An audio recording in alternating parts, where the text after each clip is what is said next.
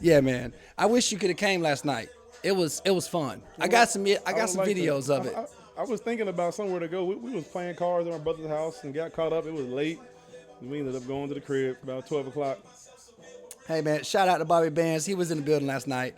Bobby Bands, Hey, certified CEO, I'm trying to tell you, man. the certified CEO. I'm trying to tell you, Yeah. man. You got one of these bags yet? Nah. Right now, Man. man, I got a couple pieces. You know what I mean? Yeah. Today I'm rocking my bracelet. You know what I mean? My certified CEO bracelet. yeah. You know what I mean? I believe in the brand, certified CEO.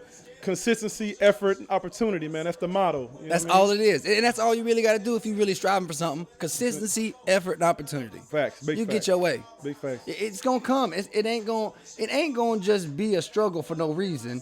But if the struggle's worth it for you, then you gonna be a certified CEO.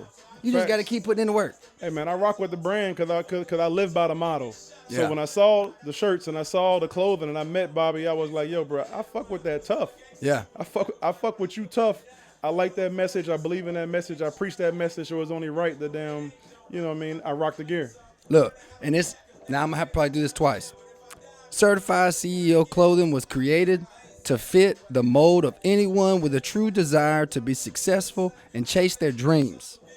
All right, that's a simple little start for you. Okay, just chase the dreams. It ain't hard. You don't know what's gonna come, but you still got to put in the work. All right, Facts. Be consistent in your efforts and create your opportunities. That's Straight it. up. look, check the link below. Go check them out. They just dropped a new cream jogger. Ooh, I want the hoodie so bad. I'm telling you, I want it.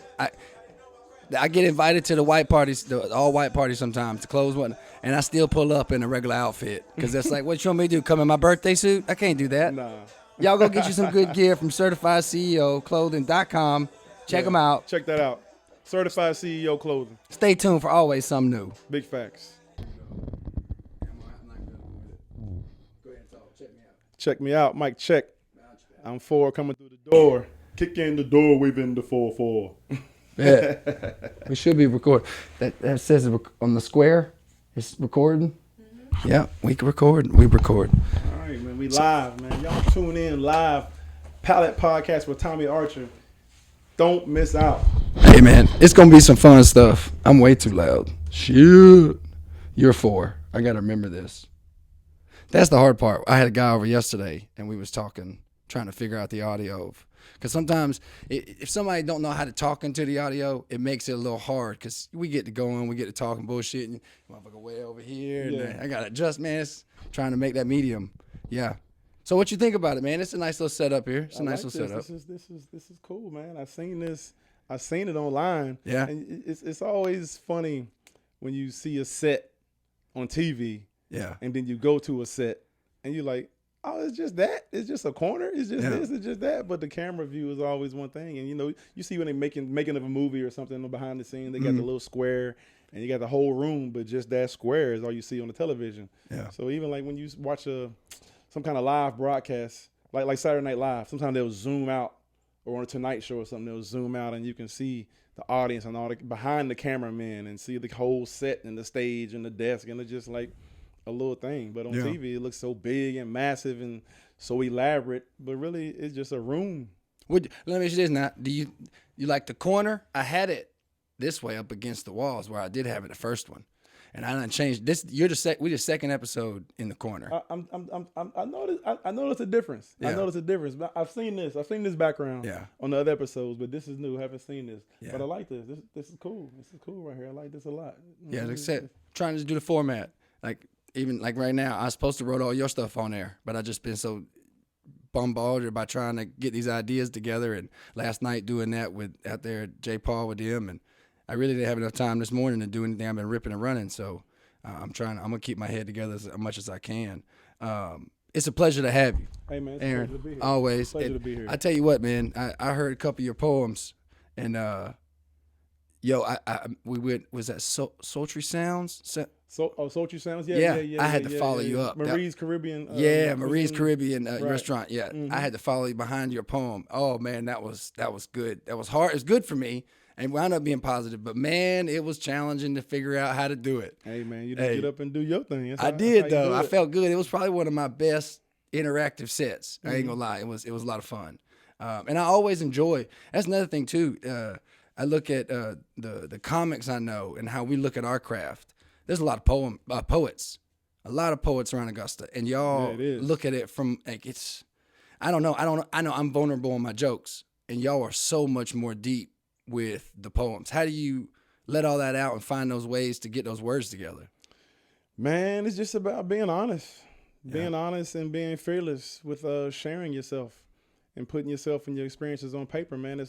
I find it important and therapeutic to just say and speak about my experiences in the boldest fashion, in self-deprecation, to just lay myself out there on the line. I'm an open book. I come from a culture where people, raised in the church during testimony service, I grew up around people giving their story openly in front of everybody, talking about their deliverance from drug abuse, addiction, and overcoming incest and molestation and rape. And you know what I'm saying? So I come from that culture during my formative years, my teen years. This is what I was exposed to. All my whole teenage life, this is what I saw. These people, these men being vulnerable, women being vulnerable, and children being vulnerable. I grew up in that environment. So to be able to put myself on paper wasn't a struggle. Now, the creative side, we raised under hip hop and around hip hop my entire life.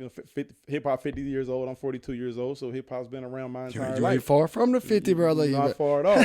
So to be creative with my words, I always wanted to be on Def Poetry Jam back in the day, which was a spinoff from Def Comedy Jam. I know Def Comedy Jam. You know what I mean? So to be raised in rap and hip hop and to love the wordplay and the swag and the creativity, but to also want to be vulnerable and have an impact and touch and to be relatable and someone to feel what I'm saying, to merge the two is my brand of poetry. You know what I mean? To just be open and honest and be creative at the same time, to entertain and to, how they say, infotain. You know what I mean? Give someone some information and some enlightenment using myself as the platform.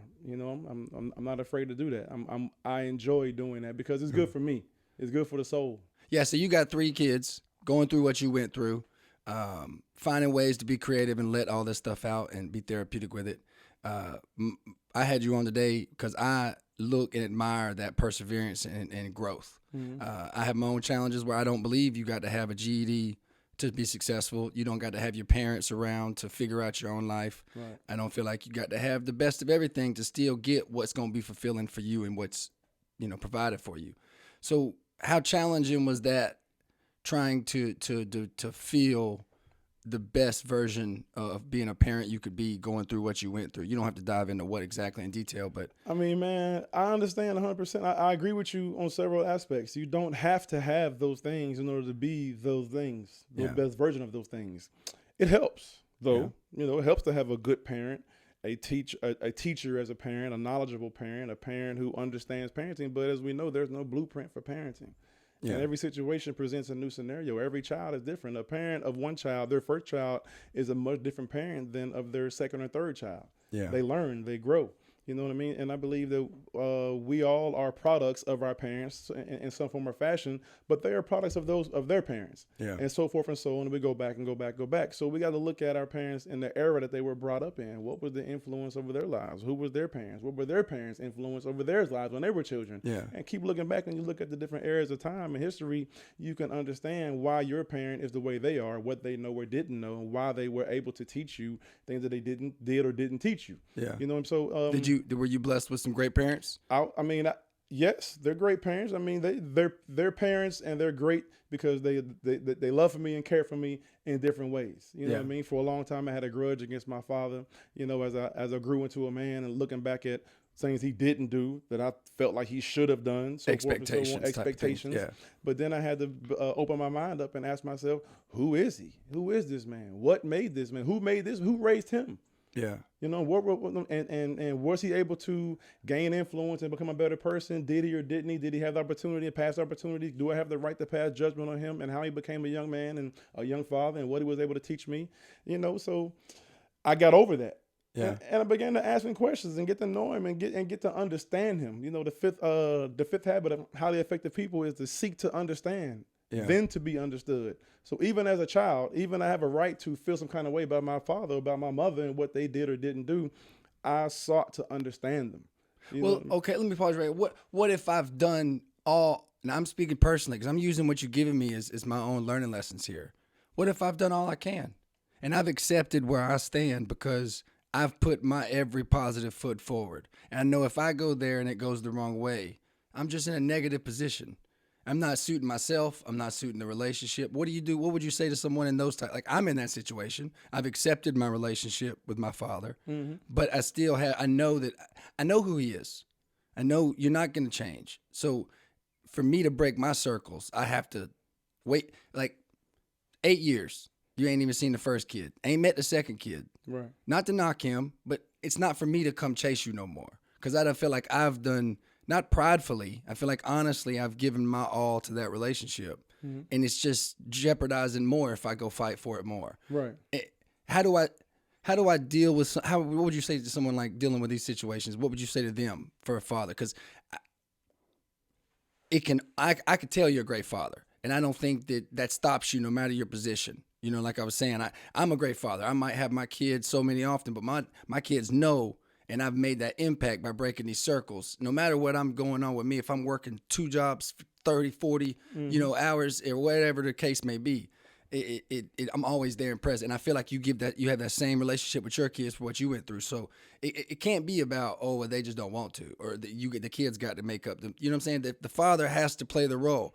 And if can do it, and I see other fathers can do it in worse circumstances, I shouldn't feel bad for just cutting ties. No. You know, the serenity prayer is a real thing. You know what I mean? Fill me in. I don't know this. The power to accept the things I cannot change. Okay, I think I have heard what is it? The power to accept the things I cannot change. Something about the wisdom to know the difference between what the wisdom. Basically, you trying to accept what you trying to accept what you cannot change what you can. Yeah. And the wisdom to know the difference between what you can and cannot change. So in essence, you know, at a point in time, a person gets locked in their ways. My father is 67. He locked in.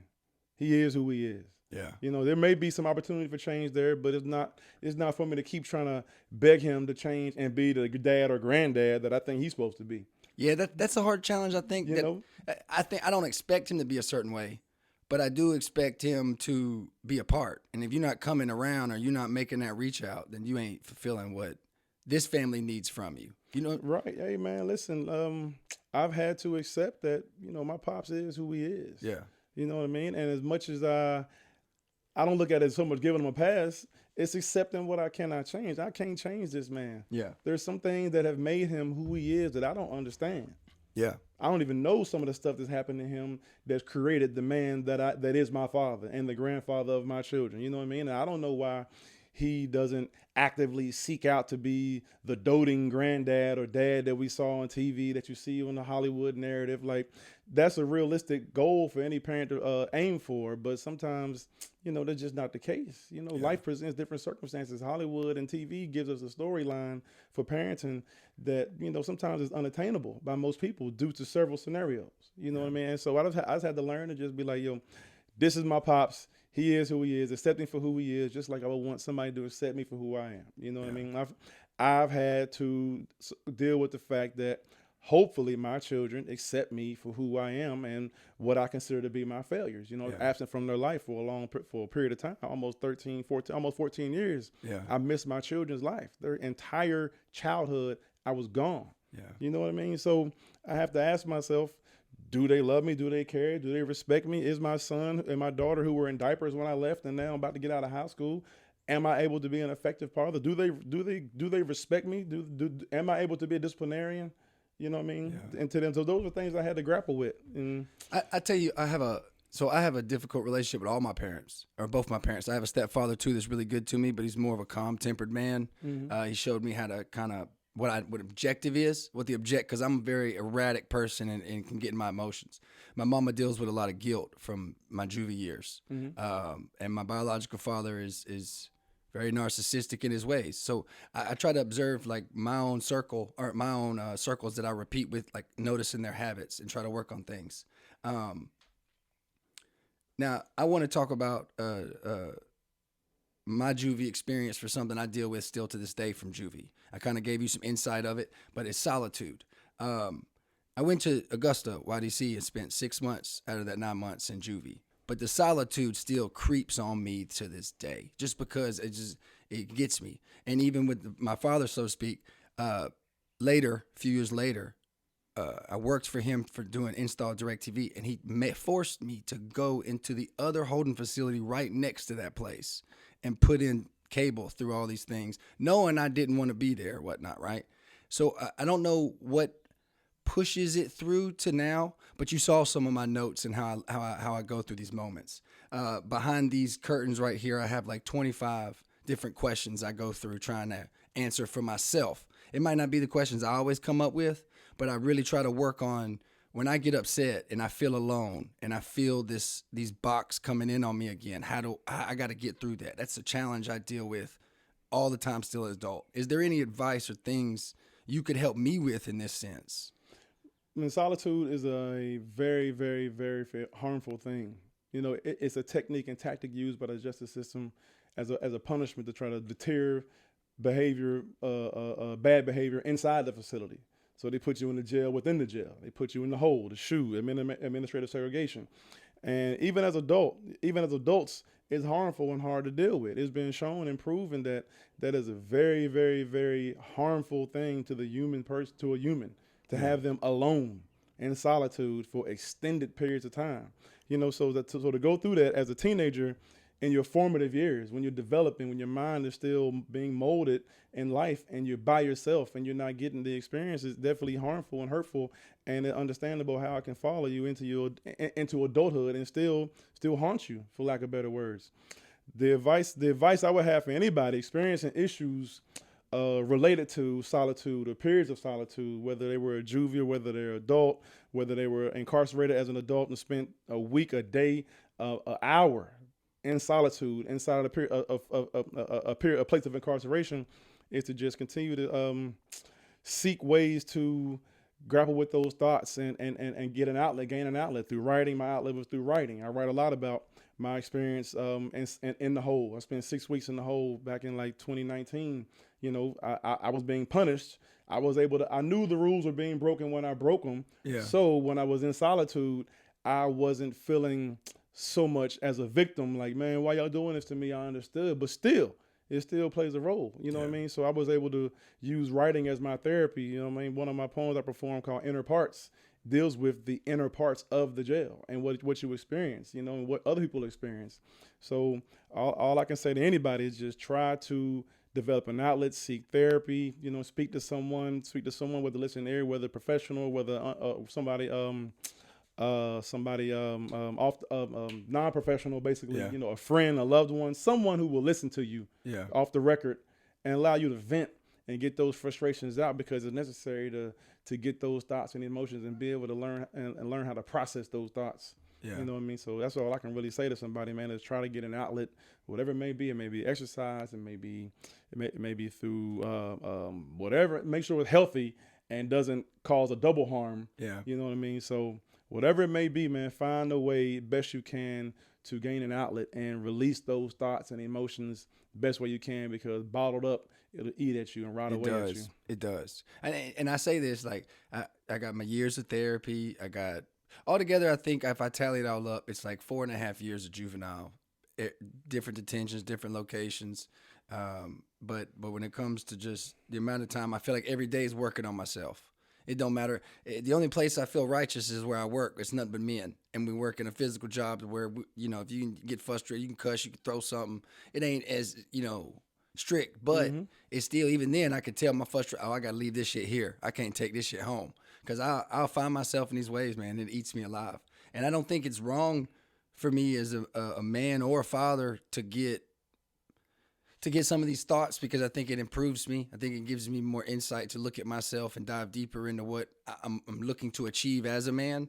And I appreciate you talking with me about it, because for me, it's a very vulnerable thing. I had a big breakdown recently, and it's like, well, this is what it's here for, you know, and having you on to be able to explain this to you and have you speak from a different perspective as well with it is very impactful for me, and I appreciate it. No problem. I look at your motivational speeches you do on Facebook, and not speeches, I guess they're reels, I guess we would say. Reels, Speeches. yeah, You're doing yeah. constantly, you giving motivation and whatnot. And the one thing that I feel peace at when I'm in these moments is running. But I can't run all the time. I can't do what I need to do in those moments, but I try to. And I try to strive for improvements.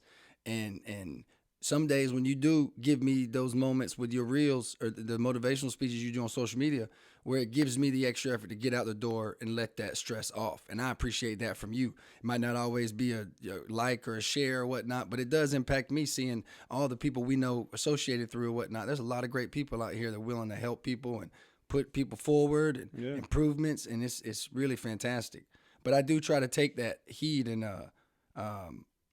pick up things that I can when I can, exercise when I can, and doing certain shit. I try to do when I have time, hours on end. I try to paint and do certain shit to get my mind. But man, it's tough every day. And saying that, how do you manage day to day? I mean, like it's juvenile. It's juvenile. I done been to county. It ain't been no step further. My brothers have been served fed. I got one brother currently in jail for some DUI situation. Still, all of us came out young.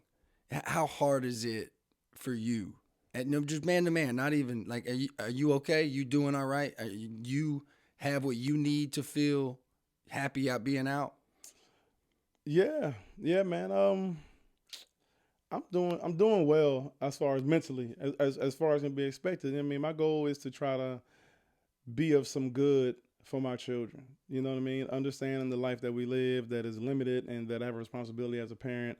So I have a duty to try to create something for the generation coming behind me, because I created these children. I have a responsibility to them. Yeah. So my goal is just to focus on building something and leaving something behind. So long as I feel for me, as long as I maintain that focus, and everything that I'm doing is pushing towards the broader goal of being able to be an effective father and be able to give them the best possible springboard into a young adulthood that I can, then I'm fulfilling the goal. I'm piecing together my puzzle, that puzzle with pieces daily. Everything is geared towards that overall, is to create something so that my children can see that, be inspired by that, duplicate that in some form or fashion, however they can put their spin on it, and be effective human beings for humanity and parents themselves. Yeah. So for later on in the future. Paint their own canvas. Without a doubt. Without a doubt. So as far as getting out, man, I got what I need. I mean, I got a great family support network system, man. People to encourage me and push me.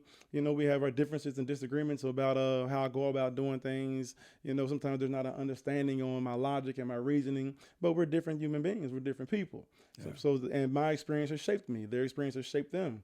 You know, so sometimes I may say something and they may not understand why I'm saying it or why I'm doing it or why I'm focusing so much on it, and they may look at it as and discredit it sometimes even, or minimize it as, oh man, that's just some prison shit, or that's just some shit you learned on the inside. It's the real world. It ain't like that. I'm like, no, you know, it is the real world. Yeah, I was in the real world. I would just happen to be living over there.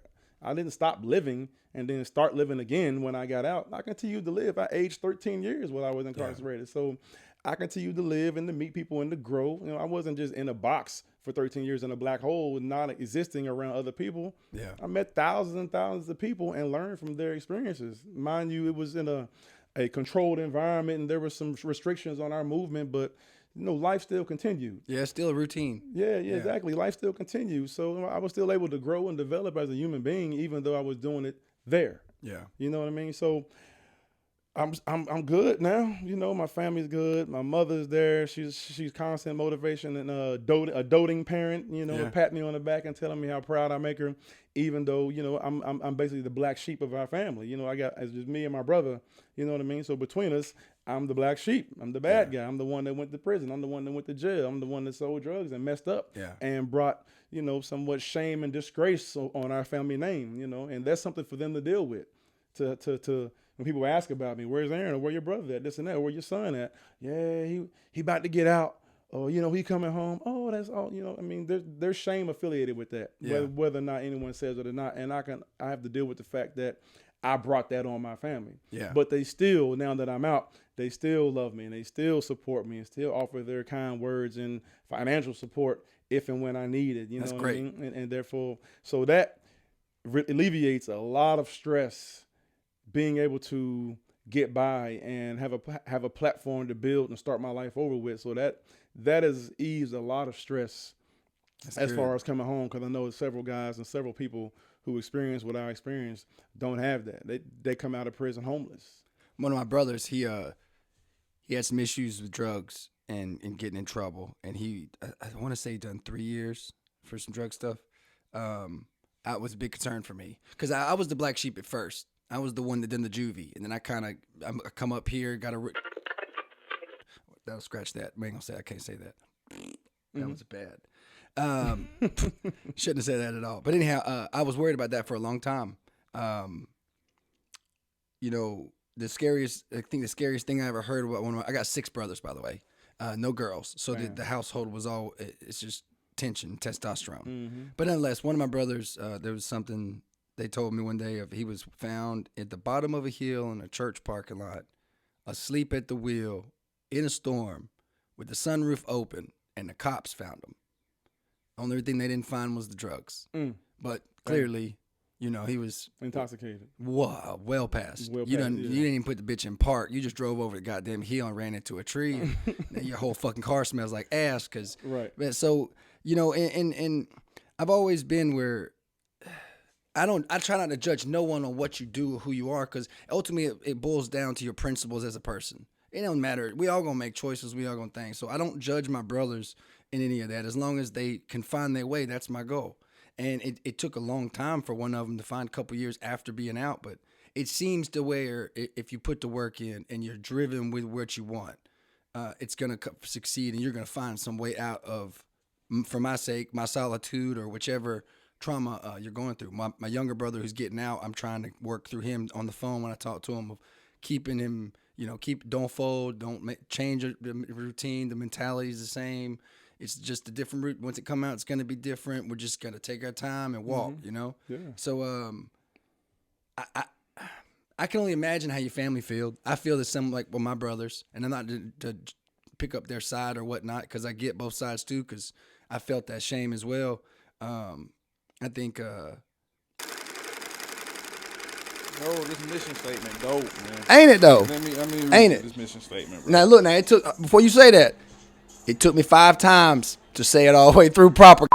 I kept f***ing up. I was like, I can't read. Yeah. All right, oh yeah. Certified CEO clothing was created to fit and mold anyone with a true desire to be successful and chase their dreams. The CEO in the brand stands for consistency, effort, opportunity. Therefore, anyone who believes in this concept and applies them to their everyday life can be certified CEO in their own right. So dare to accomplish what others say cannot be done.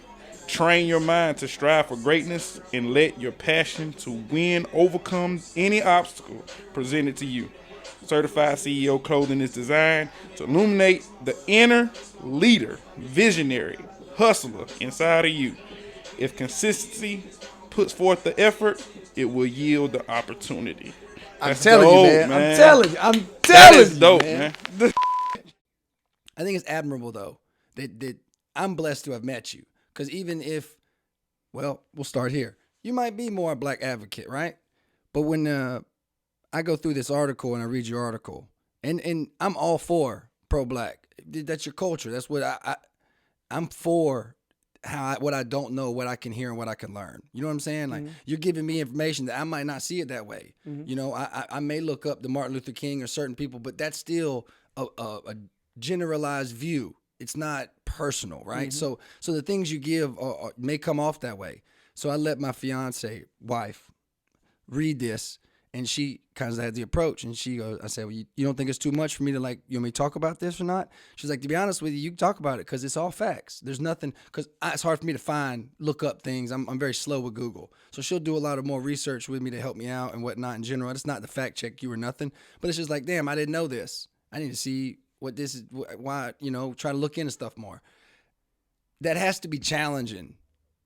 Having that approach and trying to give that information and getting it heard. I can pull up the article and give you the stats from the. I know from juvie it was always out-ratioed of more blacks than whites, kids. You know what I'm saying? I know that my brothers talk about it. It's more, it's more ratios is what you're talking about. the numbers. So, how hard is it to get that information out to let it be taken and soaked up? I mean, it's not hard at all. I mean, once I was in my situation and I came to terms that this is where I'm at, then I began to ask the questions. It's like, why am I here? What contributed to me being here, other than my own actions? What assisted in my actions? What swayed my decision making without me even knowing it? So then we talk about society. So society, then we get asked questions about society that we live in. What's controlling the culture that we live in? What's controlling the levers of power that govern the world that we live in? The laws. The world is governed by laws and rules. Who makes those rules? Why do they make those rules? When did they make those rules? Most of them crackers. I mean, most of them. You know what I mean? White people.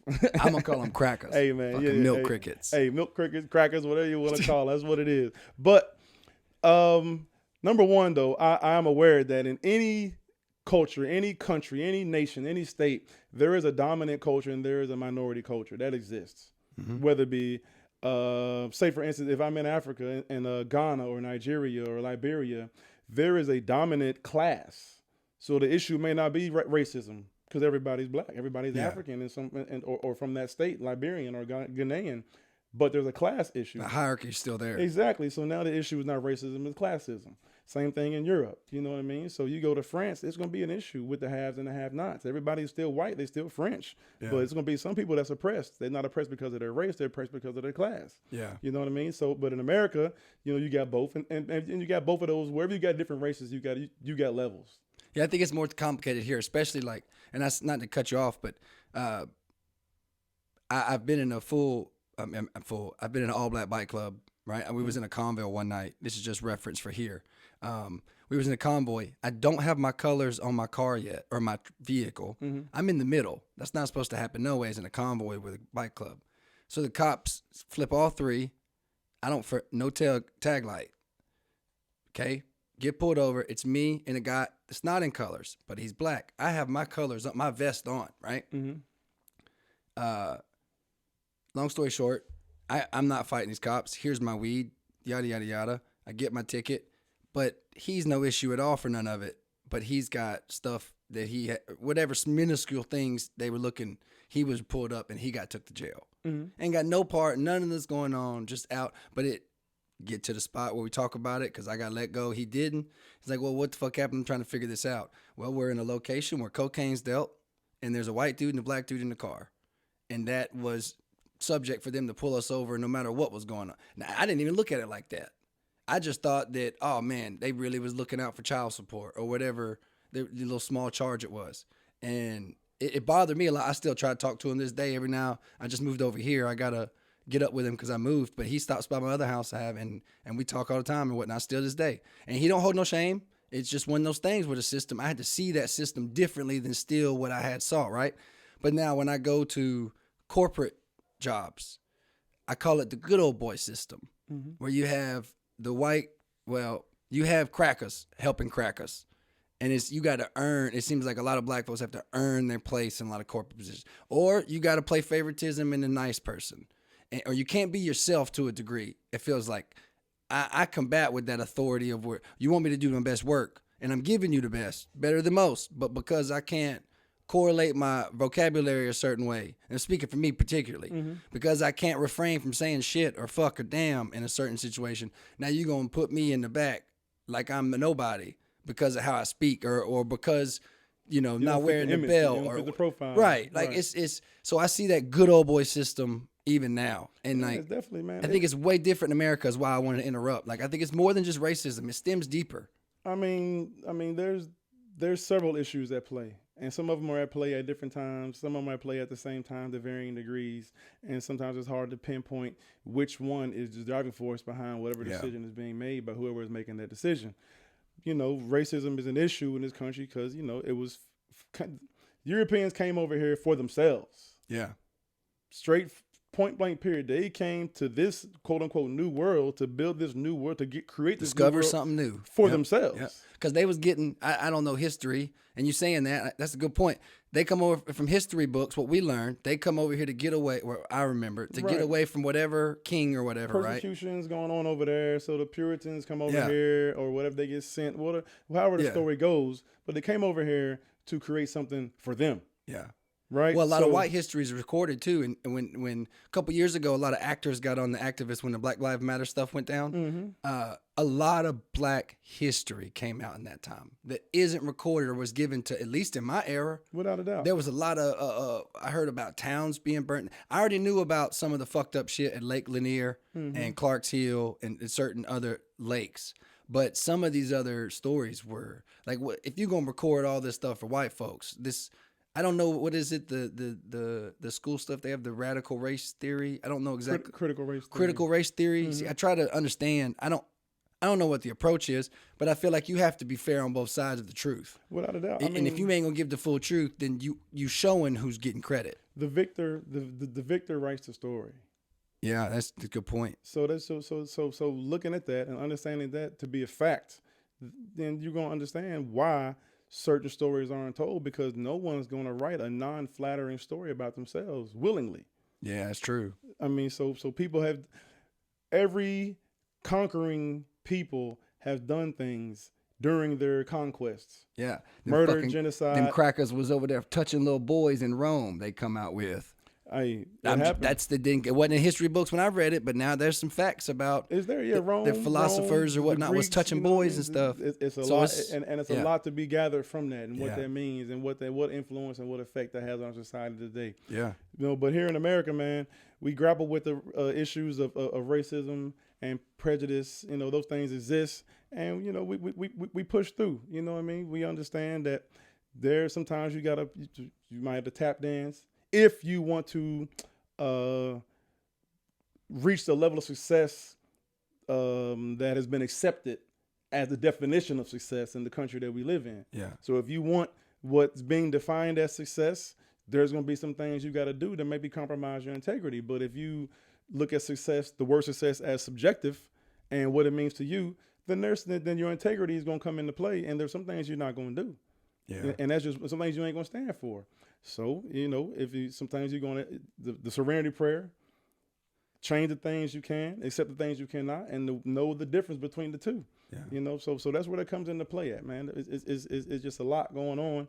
And, we battle with that in this country, because even though this country wasn't, they didn't come here to settle this land to include any other people, right? They brought workers over here, Africans, to work for them, to build a paradise, the new world for them. They didn't bring Africans to stay here. That wasn't the goal. That wasn't the plan. They tried. That's why the country Liberia exists to this day as the first colony outside of the U.S. for Black Africans who lived in America to go back to. The U.S. went and colonized that land to send, because there was a problem: murdering, killing, slaves revolting, murdering slave owners, Nat Turner, for example, things like that taking place. They were like, man, we gotta do something to get rid of these folks. Let's send these folks back. Look, you say that. Dick Gregory said something one time, was about, once you put the glasses on, you can't take them off, and you can't force nobody else to look through them neither. So you say that even back then in that colonization period, what does America do now? They're everywhere. They try to colonize everywhere. They're in every country. They got a military base. Without a doubt. It's stirring up every pot. They in every hand that has something to do with oil or any natural resource. They don't have a problem feuding with nobody. And I don't know. I'll be honest with you. And it ain't even about like all racial or it's just all of it for me. It's all for me. If they would give me money and my family would back me, I'd leave.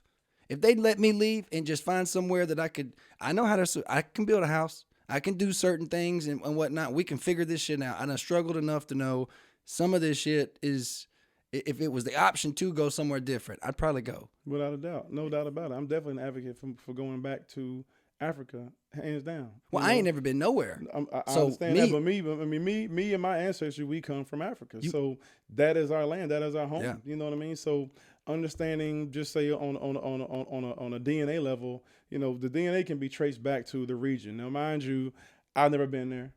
I'm probably 20 generations removed from the 1619, the 1500s when the Spanish first brought Africans over here. You know what I mean? So we're talking about 500-600 years removed. Yeah. However, the fact doesn't change that is the land that the people with my DNA originate from. Yeah.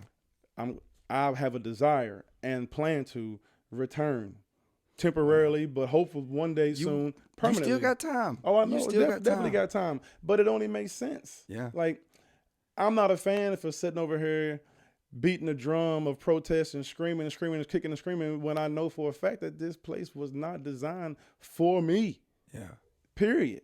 Now, if I want to go somewhere and carve out my path, I'm going to carve it out for me. That's it. And if I go bring somebody, like in a historical case, it was slavery, but if I go hire somebody and then they decide they want to stay there, okay, you can stay, but understand this is mine. Yeah. I brought you over to work for my interest. Yeah. Now you want to stay, man, I ain't with it. You want to go to court, blah, blah, blah. Okay, that's fine. But understand, first thing first, this is my shit. Yeah. And that's how I look at America. The people who are the ancestors of the Europeans that came, they still hold the mentality, some hold the mentality of their ancestors. This is our shit. Yeah. My granddaddy was first generation Plymouth Rock, Massachusetts, New Hampshire, New England, Yorktown, New Amsterdam, whatever their bloodline traced back to, they still feel this is our shit. And I respect it. I respect it. Hey, you got a good point. That's what's up. Soon as I can. We all got to get a piece. Soon as I can, you know what I mean? I'm going to go back to where it's our shit. Yeah. Where I can say, you know what? I come from here.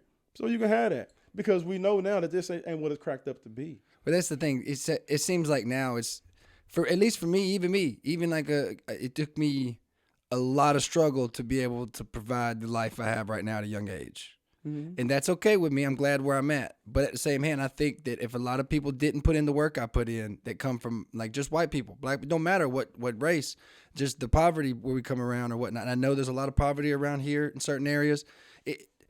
The system makes it hard for anyone really to get the advantages that most of these big corporate gets or big people get.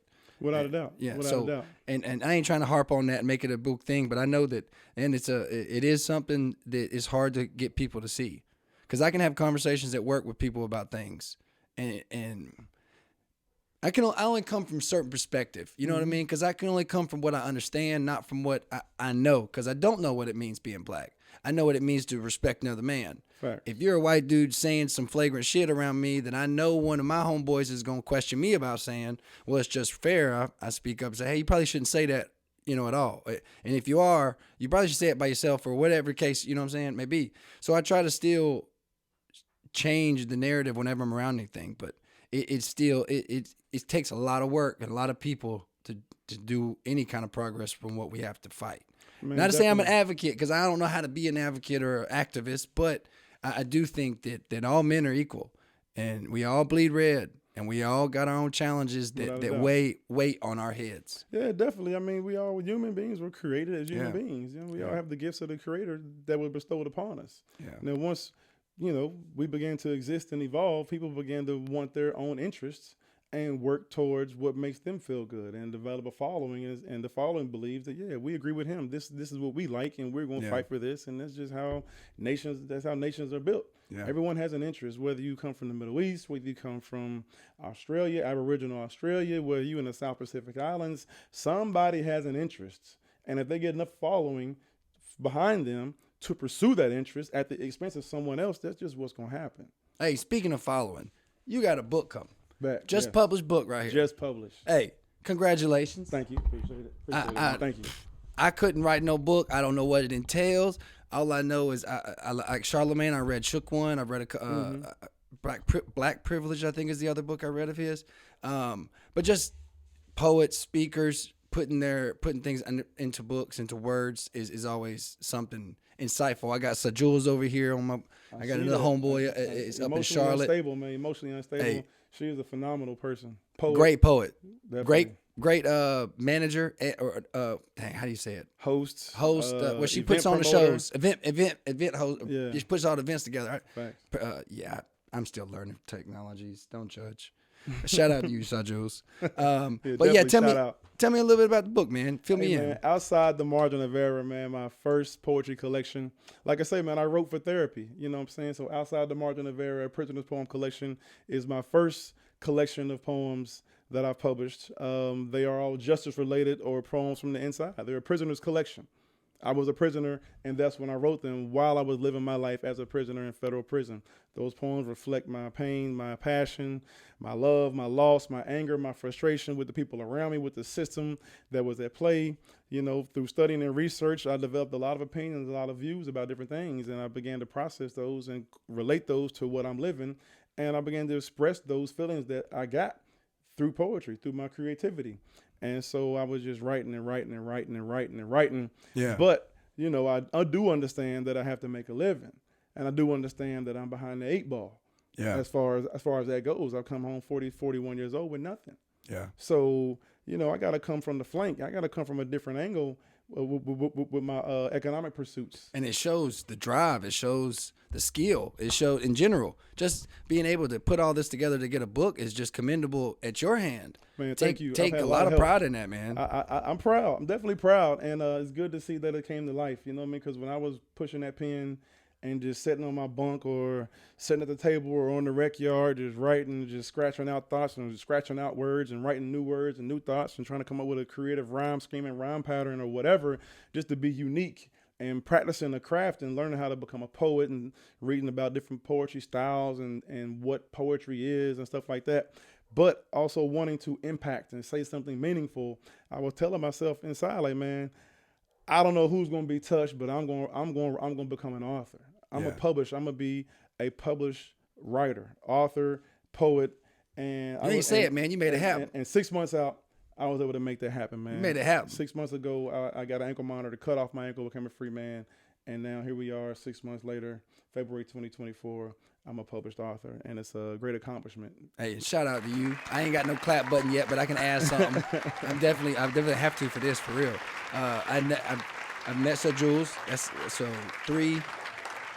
I think I've met 4 author books. I haven't met Charlemagne yet, so I ain't gonna claim him. But 4 personal, just local or whatnot. So it's a pleasure always to meet anyone that can put something together and have. And I'm gonna get one from you. I'll read it. I'm interested to see what it is, cause hey man, it's available on Amazon right I'm gonna get now. I'm gonna get it before you leave. I'm gonna make sure I get it.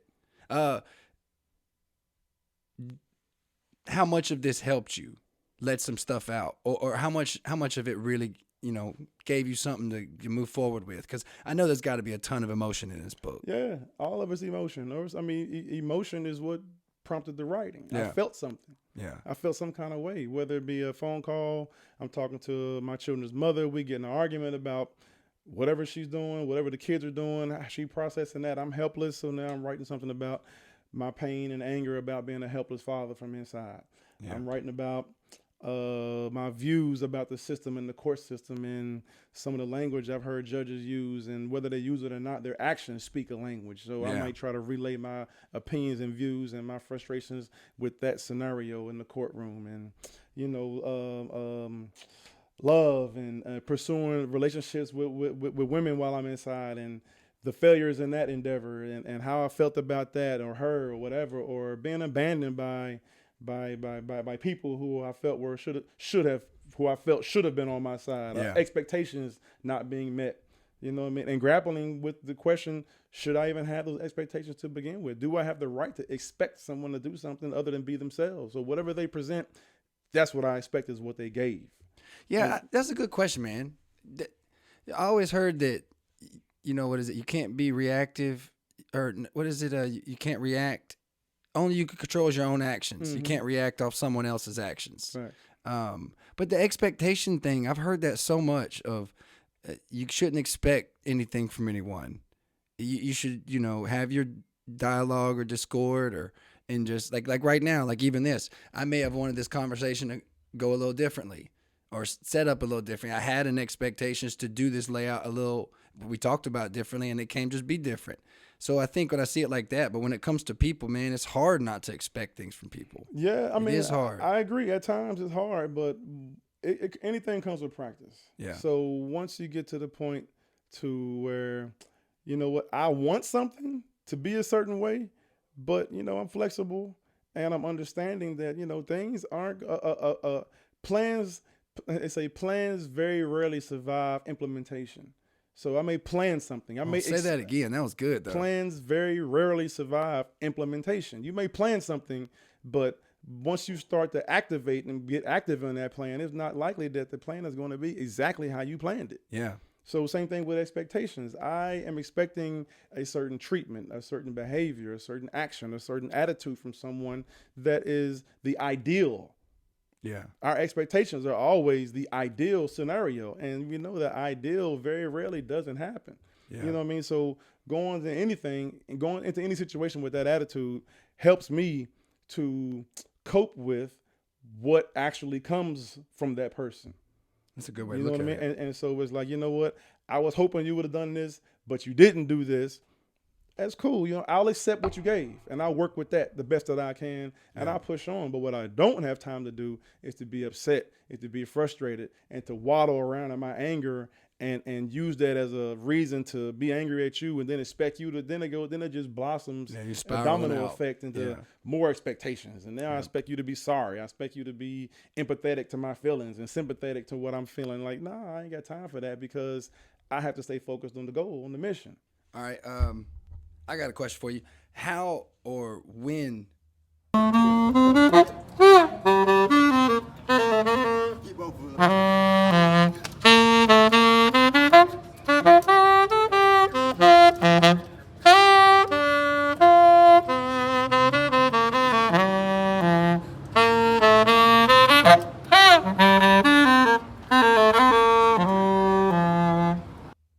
How hard was it, or how did you know you was ready to take on the full responsibility to mend the bonds with your kids coming home? Like, you know, like the accountability level. Like when did it really hit that I got to step up to the plate? This is what I got to do. Here we go. I mean, it was from the beginning, man. Like I was a parent before I went in. You know what I mean? I was active in raising my children before I went in. I was a father and lived with my two youngest children and my oldest daughter. You know, she's by a different woman, so I was off and on with her as far as taking her back. But I was always active since day one. So coming in, it was an issue as far as now that I'm gone. But from day one, I was calling, sending cards, writing poems, sending letters, and just trying to stay active and stay involved. And so really, you know, preparation for release begins the day you come in.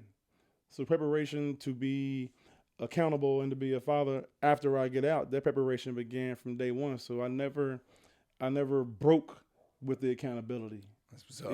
I just had to find a way to be effective while I was inside, and so that when I get out, I could just resume, you know, being present. Yeah. Which I'm still not able because they don't live down here in Augusta, but still I'm still able to be involved and FaceTime. Now I got to FaceTime and all that with them as much as I can, go see them when I can. But you know, You're a part and you're there and you're present. As much as possible. Yeah.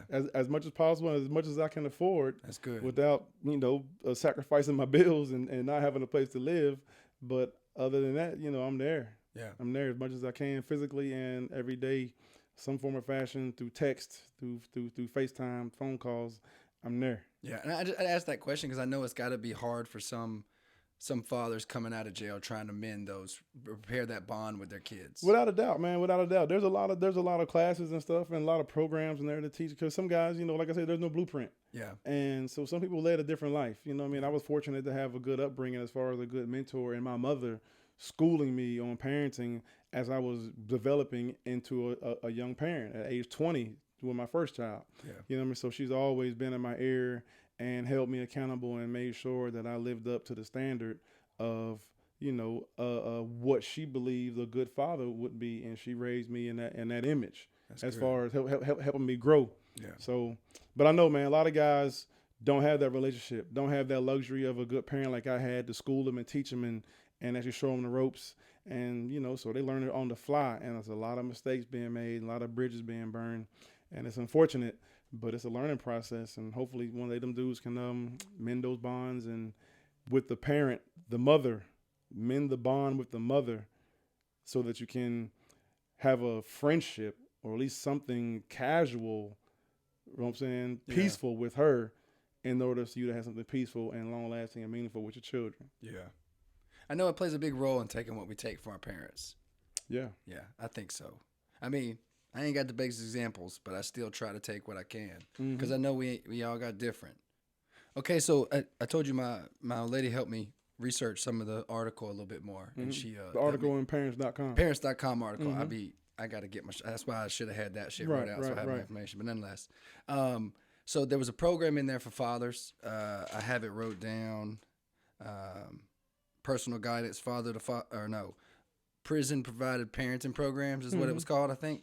And is there any advice you could give fathers just in general that you'd kind of take from that program or what that program had to offer that could correlate not just for prison or for just in general? Yeah, just in general for the men. Yeah, I mean, the program is not really geared towards just prison. It just happens to be offered in prison. And that name is just so hard. So I'm trying to see. No. It's not called prison provided parenting program. It just is a prison provided program. I got you. I read it wrong. But it's a parenting class. Yeah. You know what I mean? So I mean, and it's premised upon relating and trying to attempt to relate and connect with your child from the inside, but the advice that it gives is general advice for any parent. Well, in that case, do you think that I read it wrong? So in hearing it this way, yeah, you're right. Maybe I should take a class. Do you think that's something men that have struggles with parenting or they can recognize they're having trouble? You think something we should do? Without a doubt, 100%. Because there's no blueprint. Yeah, you got to get some help. There's no blueprint, so it never hurts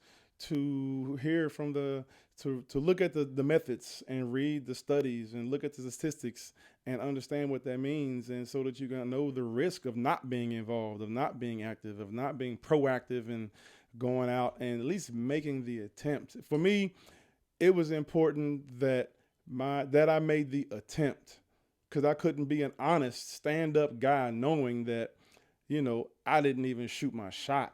Yeah, you didn't give your all. I ain't even call. Yeah. Even if sometimes I knew that maybe I wouldn't even get an answer because me and her mother had beefed and argued or whatever, she might have picked up the phone. But me personally, knowing for me, I got to make that call. Even if they don't answer, I know that day I put forth the effort, because I can't tell my children to chase your goals, chase your dreams, be all you can be, give 100, do your best. And I ain't did mine, knowing in my heart that I ain't really do mine. Hell yeah. I'd say the same shit about like clean up. I can't tell my daughter to make the bed if I don't make my bed. Yeah, without a doubt. We lead by example, and it's integrity. Absolutely. You know what I mean? Yeah. Like integrity, they say integrity loosely defined as doing what you're supposed to do when no one's looking. So no one knew that I was making that call. My kids didn't know I called them. My mother, my father, their mother didn't know that I called that day, though they may have, but it's the fact that I know that I called. And you gave 110%. That I gave 100%. I called them, I checked on them, I reached out, and that means a lot. So I would definitely suggest any parent, any father, take a class, take a course. They're offered by the state. You can contact social services or whatever. There's some information on parenting classes that you can attend, maybe a week course, an hour course, something, but you will learn something and will open your eyes up and help you understand that, man, it's the attempt. The smallest thing in your child's eye, the smallest thing in our eyes is a huge deal in our children's eyes, and we never know it. We can't take that for granted. Yeah, I definitely might look into some myself, and ain't no shame in it. I'm a grown man, and I want to be the best father I can be. And if you watching and you still struggling with shit, you can do it too. Go find your program. Facts. Put the pride to the side. Yeah. Put the pride to the side, man. If give you 110%. Care, if you care as much as you say you care, give it. And everyone say they care about their children, go get some tips, on becoming a better parent. Straight up. It's there. We're not the best, but there's information out there to help us become better and more effective at what we're doing. And I guarantee you'll take something from any course or class you take. That's what's up. Now, do you think that your kids have already learned something from your experience? Do you think they've taken heed or have had, not to say like trying to follow in your footsteps, but they have taken something positive for themselves to go forward in a better footstep? Oh, man, it remains to be seen.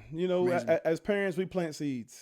Yeah. And trees and plants don't grow overnight. Yeah. You know what I mean? So as a parent, all we can do all I can do is use my life as their parent, as their father, and what I've done and didn't do, and use it as a lesson. Yeah. Use it find a strategic way to teach, to plant a seed, and hopefully when they get older and they're going through their life and they're go on their own personal journey, and they're confronted with things and the fork in the road, that somewhere, somehow, it's my words or influence that pushes them to the right way and not the wrong way. Right. Whether they know it or not. For some reason, they went right. They may not understand why it is, but I just hope that it's something that I've done to try to teach them that pushes them in the right direction. And it remains to be seen. I don't know yet. We'll see. I tell you, man, my daughter knows I've been to juvie. I talk about why, she sees and as asked, she's old enough to ask why I get irritated and what I'm dealing with, yada, yada. So I got arrested a couple years ago for graffiti. And, I went to jail for 3 days. I'm not going to do something illegal if I can't get out first. And if I'm going to do something stupid enough that's going to put me in there, at least I'm choosing to do it. And I understand those rules and where I stand as a man for that thing. So I knew I was breaking the law. I knew I had money to get out. It was what it was, yada, yada. But it traumatized her. It was an experience that I had to really sit down and break. Like, yeah, I use it now as like you can't do certain things, or I use my experience to like teach her some backbone or stuff like that.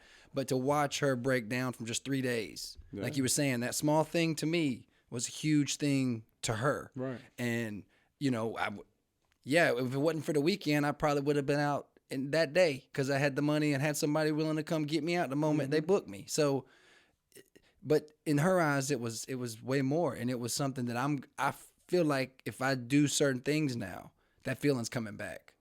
And I'm trying to work that out to where she's not scared of not saying I'm going to do something loosey. I'm not in those streets. I'm not out here doing nothing crazy. But for her to think that of me makes me feel like my old self. Like this ain't who I want to be. Right. This is not the image I want her to see me at. Right. I got to give her a different perspective. Right. You don't want your children to hurt. We don't want our children in pain. I definitely don't want to be the one to inflict the pain. Inflict the pain. You know what I mean? And so, we as parents, we gotta be on our P's and Q's and not live. I lived recklessly once. My house got raided like back in 2005. My apartment got raided by SWAT in Virginia, and my oldest daughter, who was 3 years old at the time, she was in the bedroom, and so the drug dog was in there going around the bed, and the police in there. She's on the bed, and she remembers that. She's 22 now. Yeah. And recently, I think some time ago, she brought that up and said, "Dad, you remember that time the dog was in our house?" And you know what I mean? And I know that's what she's talking about. You know what I mean? And like, I don't know, we ain't talked about it if she's traumatized or needs therapy from it, but the fact that she remembers that moment in her life, it shows the impact. Yeah, it has an impact. Yeah. It could have went way worse. What if she would have been bitten? What if she would have saw me get bitten or been wrestling with the dog? And who knows what could have happened and where our lives could have gone from there. But the smallest thing to us, in my mind, I got raided by SWAT. They come in, all right, I'll go to jail. I fucked up, whoop, whoop, this and that. But my 3-year-old daughter, who's now 22, now remembers that. Yeah. You know what I mean? And it impacted her. Mm. So and that's I feel the same way with like my Solitude. The small thing that didn't mean a lot to me being put in there because I was being taught a lesson. It plays a role so big in me now. And I didn't even, and not to relate that because I didn't realize and find like this understanding of myself till older in life. But it's still it's wild how things can get us without us knowing about it. Yeah, man. The scientists have shown, the studies have proven and shown the impact that has on a child. You know what I mean? It has an impact. So we got to be mindful of that. That like, you got to understand, you plant a seed in the soil and it's growing, but it has to be fertilized. So what are you fertilizing this growing seed with? This budding flower. If you fertilize it with poison, with negativity, with things that are hurtful, then you can see it might blossom. It might poke through the soil, but is it going to be withered? Is it going to be coiled up, rotten, and broken leaves and damaged, or it's going to be full, strong with nutritious, a good root and healthy. Yeah. So yeah, your flower might blossom, your child might grow on up, and they may look strong, but inside, if you open up a plant, the scientist, the botanist can probably tell you, this is unhealthy. This thing is rotten from the inside out. Yeah. You look at a tree, the tree looks good, but you may not know that inside that tree is rotten to the core. The wood is bad wood. Now. Yeah. You see that all day. You go through the woods, some of these places. Exactly. Yeah. So on the outside, you see a tree, it's green leaves, it's bark. You think, a tree, that's a good tree. Nah, it's rotten on the inside. Inside, yeah. And it's fragile, and you can probably break it with your hand. Yeah. A whole tree, you probably push it over because the root is rotten at the core. You know what I mean? I ain't got one more question for you. How would you say to men watching, to me, to yourself back in the day, how do we work on our emotions as men? How do we improve control? Because I know for me, even now, I still know my growth. I've seen the distance I've done. I've put the marathon in. The marathon's not over. Mm-hmm. And I'm still not satisfied with my emotional control. Mm-hmm. I can only imagine what kind of ups and down hills you had inside and what your life entailed. So being an older man and you know, you still only got 10 years, but still 10 years is closer to 50. I'm still a little younger, you know, a little bit, but a little bit. I do want to hear what kind of advice I can get and what we can give them of emotional control, some sort of advice. Man, you have to learn. You got to know thyself. It's key to know thyself, and that takes study. You got to read. You got to research. You got to become a well-rounded individual with reading the information that exists about humans. We are human beings. We are learning ourselves daily. Everything has an effect on us. And you may not know why something is affecting you.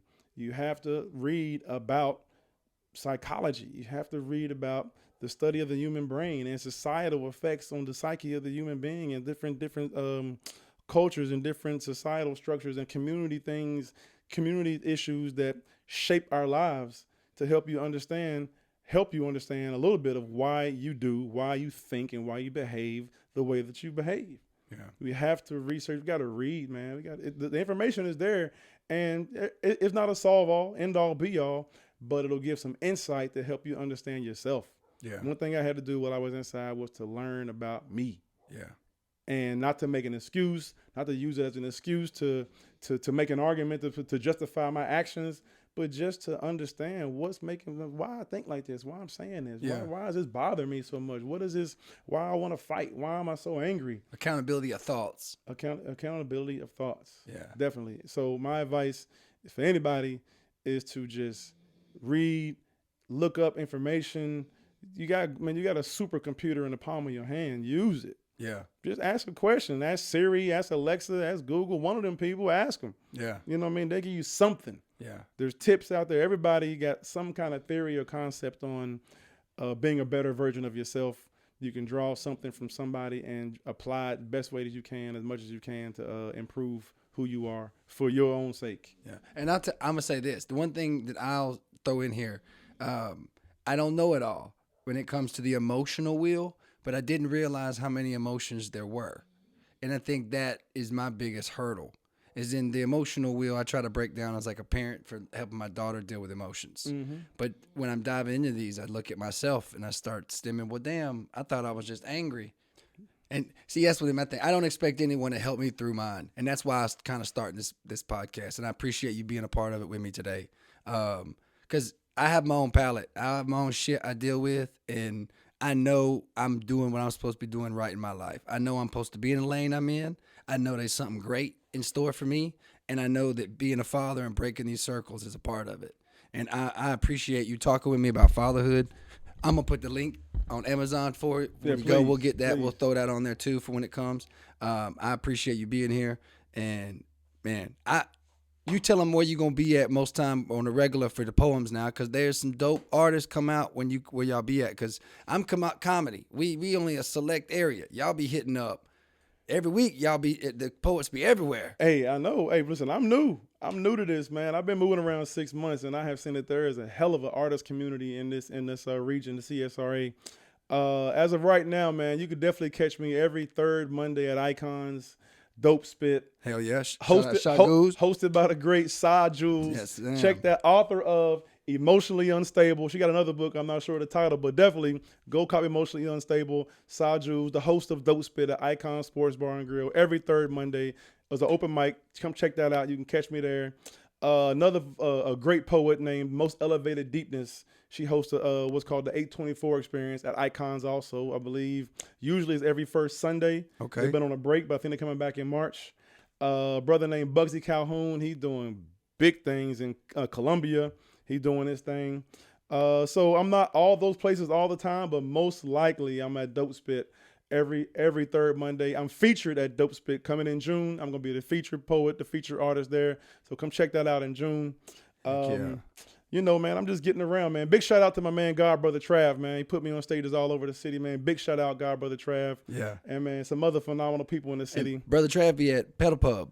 But he had me on stage at Pedal Pub. Yeah. We're not doing it there anymore. We was at Miami Vibes at one point in time. Miami Vibes, that's the other We're place. not at Miami Vibes anymore. They took a different turn. So we've had opportunities and worked with great organizations in the city and had our chapter, you know what I mean? And our chapter came and we turned the page on that chapter and we're on to different things right now. Yeah. It's been a great experience, man. But I'm definitely trying to hit the stage every chance I get and, you know what I'm saying, speak from a position of vulnerability about whether it be culture, whether it be my prison experience, whether it be fatherhood, or whether it be all those things and how they intersect.